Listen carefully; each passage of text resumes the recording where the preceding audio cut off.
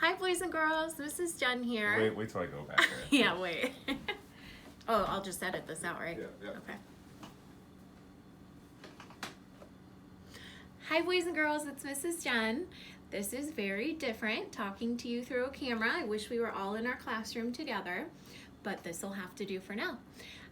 If you have been on Google Classroom or anything like that, you'll see that I have lots of activities planned for us for these weeks when we're not together. And one of those activities that we're going to do together is to read this book called Fenway and Hattie by Victoria J. Coe.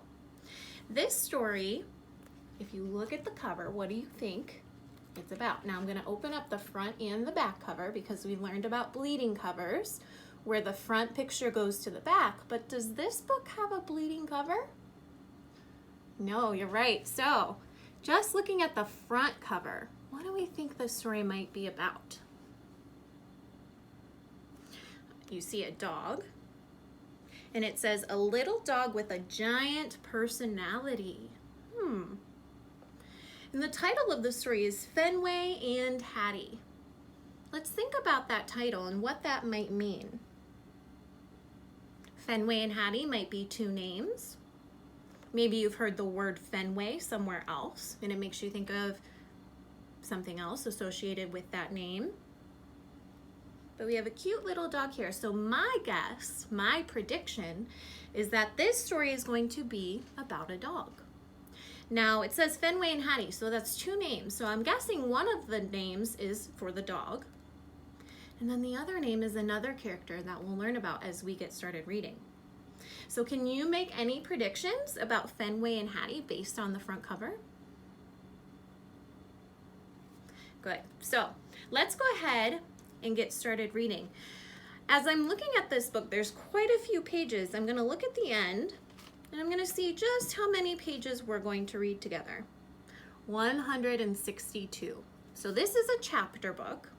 And chapter books are written into chapters, and each chapter tells a part of the story. The story is broken up into chapters to help us understand it. So I'm going to get started at the beginning, and I'm going to take a look at the title page.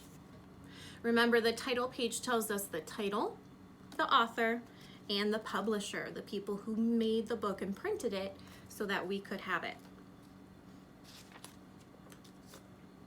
And this book has something special. It's called a dedication. Sometimes the author chooses to dedicate their piece of writing to someone special in their life. So this book says, to Philip, James, and Ralph for sharing the joys, humor, and challenges of loving a dog, and to Kipper for all the endless inspiration. So that's what Victoria J. Coe decided to dedicate this book to. Here we are, chapter 1. Let's get started. As soon as we get off the elevator, I know something is wrong. Our apartment has no mat in the front. The muddy boots and fake flowers are gone. The doorway looks empty, abandoned, like nobody lives here. Who took our stuff? Intruders? Strangers? Squirrels? Fetch man opens the door, and I race inside. Nose to the floor, I sniff for clues. But all I smell are Food Lady, Fetch man, and Hattie, my own family. I rush into the eating place. Apparently, Food Lady is not aware that things are missing. She gives me a quick pat, then sighs, like she has a big job to do. She's completely focused on a big pile of boxes. Packages! My tail goes nuts. I stick my snout in the closest box and begin rooting around, but it smells like boring old teacups, not new and exciting like a package. Fenway, Food Lady scolds. That's human for you're in trouble. My ears droop and I pack away. I was only doing my job. Packages must be inspected. What if they're hiding something dangerous or delicious? Fetch man smiles and kisses Food Lady's cheek. He speaks quietly and gestures a lot, like he's the happiest human in the world. What's he so excited about? Isn't he worried that our stuff's been stolen? Good thing my humans have a Jack Russell Terrier on patrol. We're obviously in terrible danger. There's so much to do. I keep sniffing around, but I do not find one single clue. And no tasty crumbs or yummy drips either. Food Lady wraps noisy paper around the dishes and tucks them into a big box. She grabs crinkly bags of chips and pretzels and cookies, cans and jars too. Pretty soon the cabinets are cleared out. Hey, wait a minute, what are we supposed to eat? I must warn my short human. I race to her room, barking the whole way. Bad news, Hattie, we're gonna starve. But when I get there, she's surrounded by boxes too. And she looks miserable. Probably because she couldn't come to the dog park. Hattie loves playing ball and chase as much as I do. Even though I have terrible news, she forgets how sad she is when she sees me. Fenway, she sings in her sweet voice. That means, here's a treat. Hooray, hooray, I bark, blasting through the door. That's my Hattie, always thinking of me. I scamper over a box and hurl myself at her legs. I can hardly wait. Aw, she says with a giggle, reaching into her pocket. The treat sails into my mouth. Chomp! Wowee, that hits the spot. Hattie pats my head and gazes into my eyes, her face back to being sad, like that was the very last treat. That's what I was saying, Hattie, we've been wiped out, I bark, probably by squirrels. Her shoulders sink with a horrible realization. I nuzzle her ankle. Don't worry, your protector is here. She must be feeling worse than I thought because her dark eyes go right to the way up high shelf. She climbs onto the bed and reaches for the fuzzy toy that used to be a bear, but is now only the upper half, with one arm. Uh-oh, that means something scary is happening. Like a stormy night with rain and boom kabooms. Hattie pulls the used-to-be bear off the high shelf. She clutches it to her chest. She is scared. Good thing I'm here to cheer her up. As she's stepping down, I snatch the used-to-be bear from her arms. I zip around the bed and fly over a box. Hattie's on my tail, laughing. Hey, she says, reaching out her arms.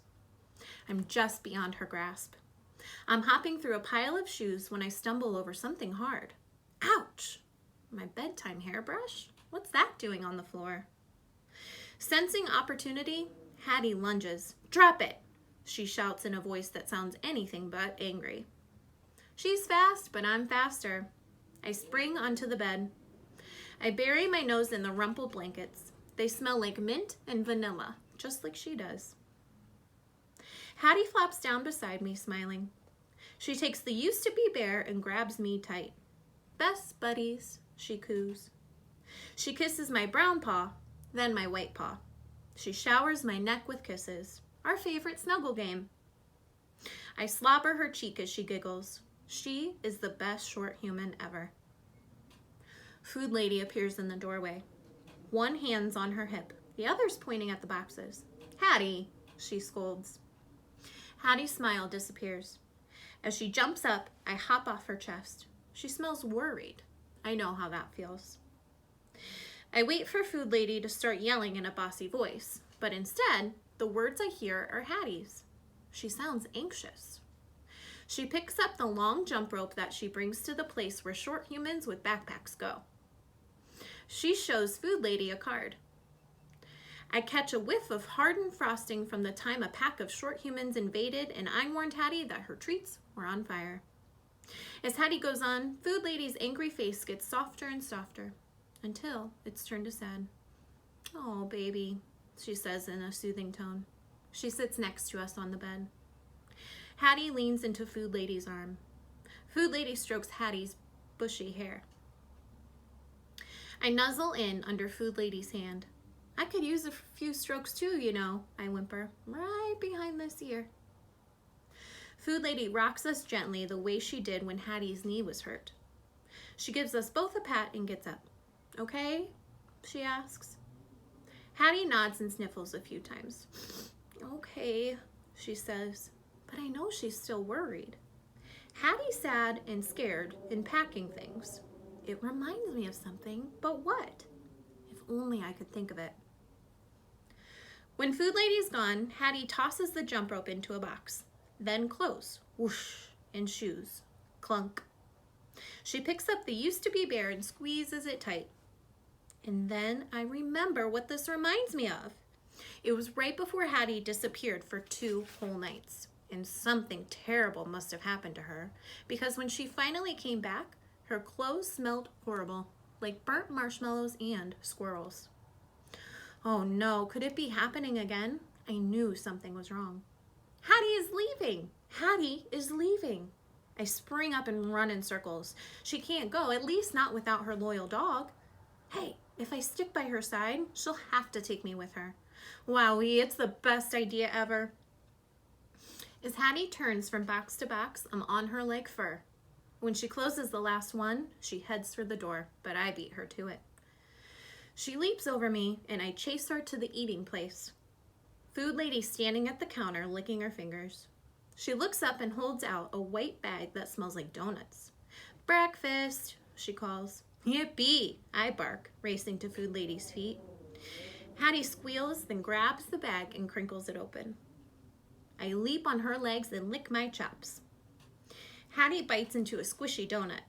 A lovely glob of goo drips right into my mouth. Vanilla. I swallow quickly. More, please, I bark, jumping on her legs again. Hattie giggles, but when food lady crosses her arms, she stops. Right then, a rattling sounds at the front door. Intruders? I charge into the lounging place as the door swings open. I'm ready to pounce. It's Fetchman. He was gone.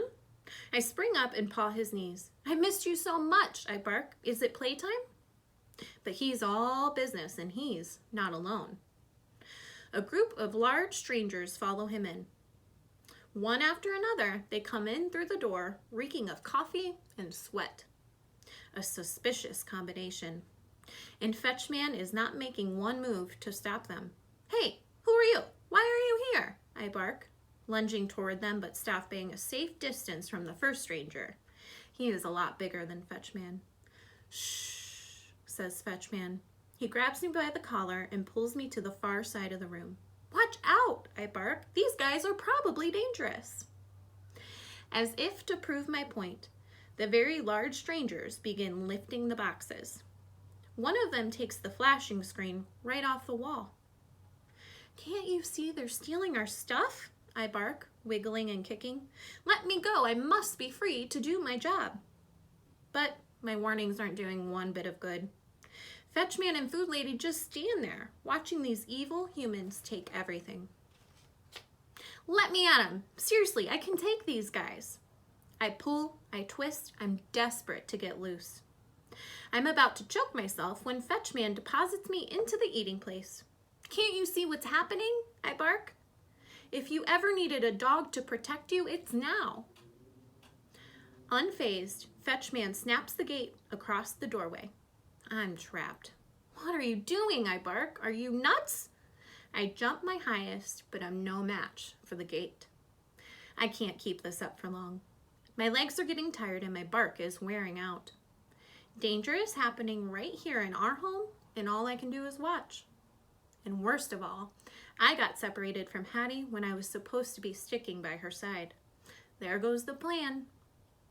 And that is the end of chapter 1. And here's chapter 2. All right, boys and girls, so now that we've read the first chapter together, let's talk about the story and what's happening so far and kind of what our ideas are about this story. So first of all, who do you think is telling this story? The dog. And what's the dog's name? Fenway. So Fenway is the dog in the story, and he's the one telling the story. So he refers to lots of different things, even just in this first chapter, that help us understand him a little bit. He refers to the people in his home as Fetchman, Food Lady, and Hattie. So let's talk about those 3 characters first. Food Lady. This is most likely Hattie's mom, and he probably calls her Food Lady because what does she do? She probably feeds him. Then we have Fetchman. This is Hattie's dad. Fenway probably calls Fetchman that name because that's who he plays fetch with. But he calls Hattie by her normal name. This shows us that Fenway has a really closer a much closer relationship with Hattie than Food Lady and Fetchman.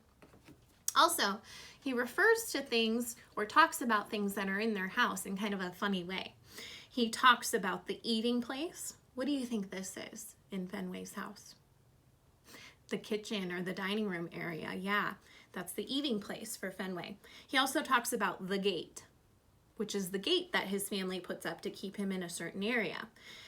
And Fenway talks a lot about how much he loves Hattie. He wants to protect her and keep her safe. So he notices in the first chapter that there's lots of boxes in his house, and he's not sure why or what's going on.